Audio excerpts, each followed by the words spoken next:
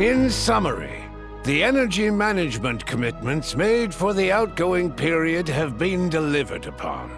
Furthermore, both the production and consumption of Kresnik Crystal show clear signs of stabilizing. The relevant agencies have assessed the present circumstances and determined that the status quo can be sustained until the next period. For detailed statistics, I would refer you to the industry reports that have been distributed to all persons present. It should also be noted that while the recent blizzards have led to a significant increase in people's energy expenses, this is strictly a short-term phenomenon associated with a remotely located monster. Her Majesty the Tsaritsa is giving her full attention to this matter. We should have every confidence that it will be dealt with swiftly and conclusively.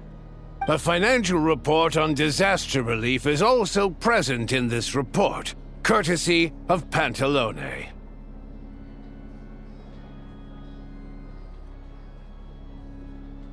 They cover the same old ground every single time. The rooster never seems to mind, but everyone else is getting tired of it. There's a general lack of trust. People aren't seeing any tangible benefits that affect them directly. Of course, none of that will be reflected in any of the reports on the table. Yeah, if it weren't for these hard copy documents, I could have at least made something up.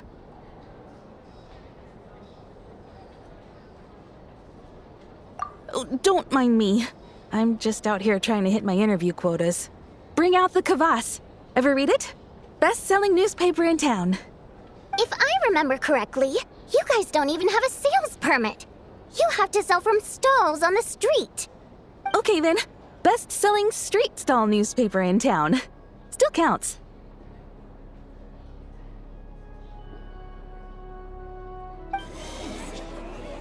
Order! We will now open the floor to the representatives. If there are no further substantive issues to discuss, we will then proceed to a vote on this motion. Snezhnaya has a long tradition of treating members of the Fatui armed forces and their dependents favorably. But recent surveys shows that Fatui families in remote areas have access to 15% less crystal than the average civilian family in Snezhnograd. It's been said many times before, but it bears repeating now. There needs to be a clear and consistent rationale behind how crystal is allocated, or we will soon face immense public backlash. Perhaps you wouldn't need to keep repeating yourself if you would hear me out for once. I say again, true consistency exists only in principle. In the real world, fairness is relative. You appear to treat resource allocation as a simple function of production and population. So what about when the equipment used in production breaks down? Have you factored that into your equation? And do you even know how long it's been since Snezhnaya last conducted a census? If I knew the answers to questions like that, I'm sure I'd be a very wealthy man. And I doubt I'd be going by child. I'd like to bring the focus back to the specific issue I raised. Or do you wish to deny that favorable treatment for Fatui dependents is our long-standing policy? It's easy to be a critic when there's no accountability. That seems to be a running theme in the anti-Project Stuja cohort. Defeat the ringleader and all other problems will magically resolve themselves. That's what they seem to think.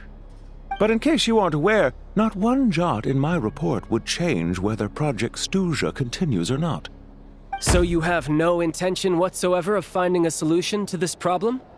On the contrary, I'm the only one here who ever brings solutions.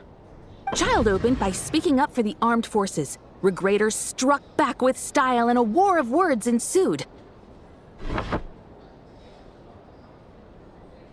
Our reporter was live on the scene to get the audience's reaction as it all unfolded. Who do you support? The people have spoken! Child received raucous applause from the crowd as he pushed Regrator onto his back foot with a relentless barrage of questions. It had to be seen to be believed. Now you see why they don't have a sales permit.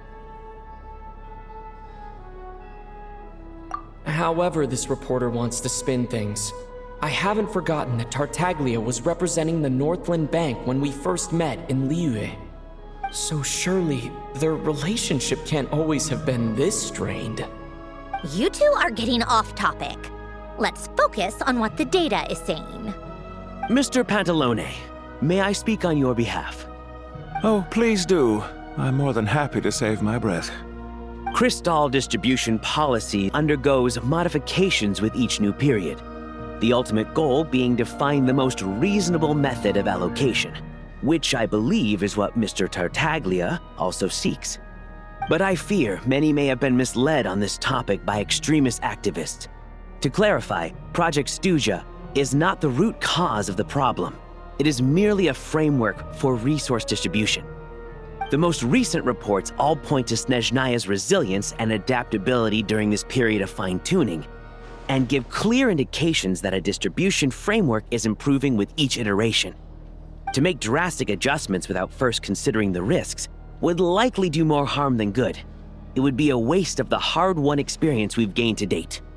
Renowned scholar of finance, Arapov spoke up to clarify the fiscal logic, clearly alluding to social organizations like the Rokot in his words. With the notorious Lelek still active to this day, should the Rokot be held responsible?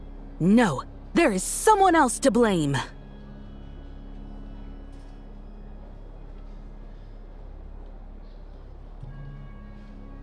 She's just rephrasing what Mr. Pantalone said.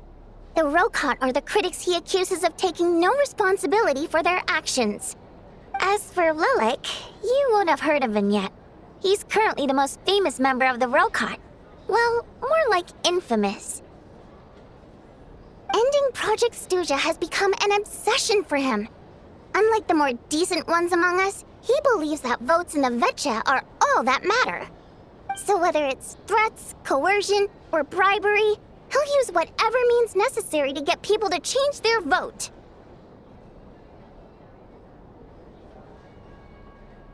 And since we're already on the subject, what do you think of Lelek's methods? Are you for or against?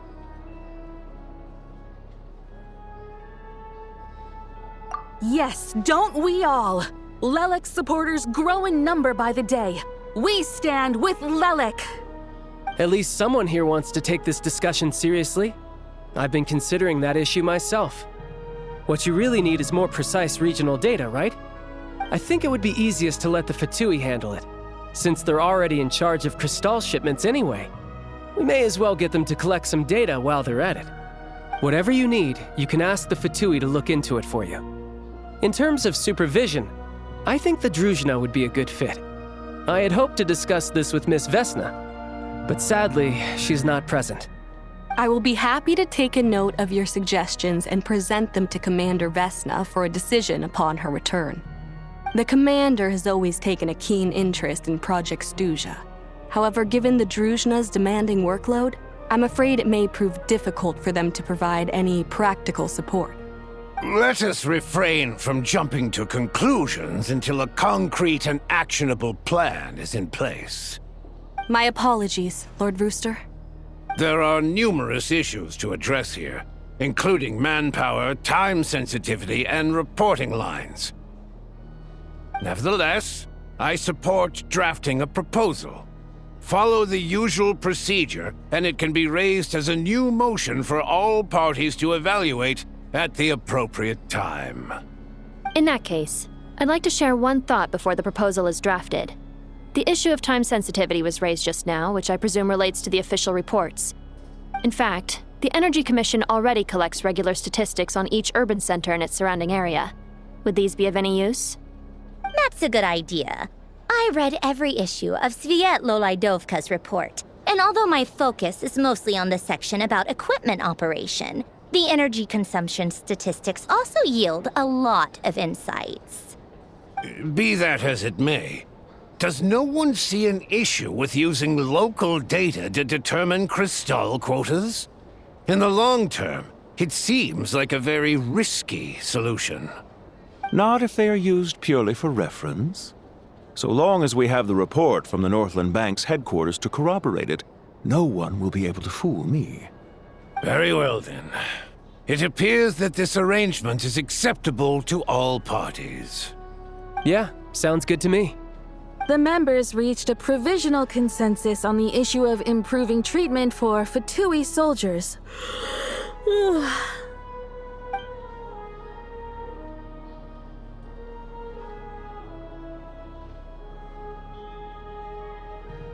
Today, the prima donna of the Korailievsky troupe attended a session of the Snezhnograd Vecha in the company of a dashing young man.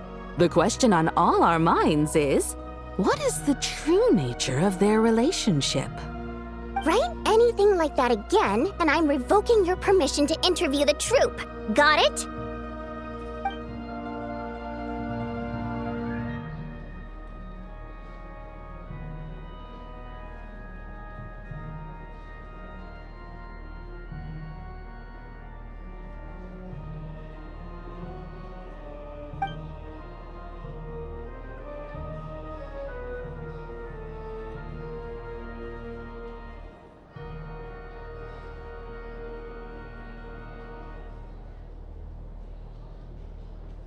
Now then, if there are no further contributions from those present, we shall proceed to the final vote. Hey, check it out! What made him vote against? Why now?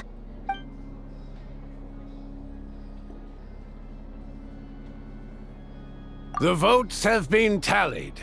Those in favor of continuing Project Stuja total 61%, securing a clear majority. That was too close. The margin has shrunk yet again. Chuganov was a huge loss. I'll bet Lelek is behind this. I wonder how Pulcinella will respond this time. Chuganov. I see. Lelek strikes again. Yes, go, Lelek. Once Project Stuja is defeated, our unwavering support at Bring Out the Kvass will finally pay off when we make our comeback. I can taste our victory already! In accordance with the result of this vote, Project Stuja will remain in effect until the next Vecha period. Finally, may I remind us all, we debate only for the greater glory and solidarity of our nation. May the aurora shine ever on, and the tundra always stand firm. The session is concluded.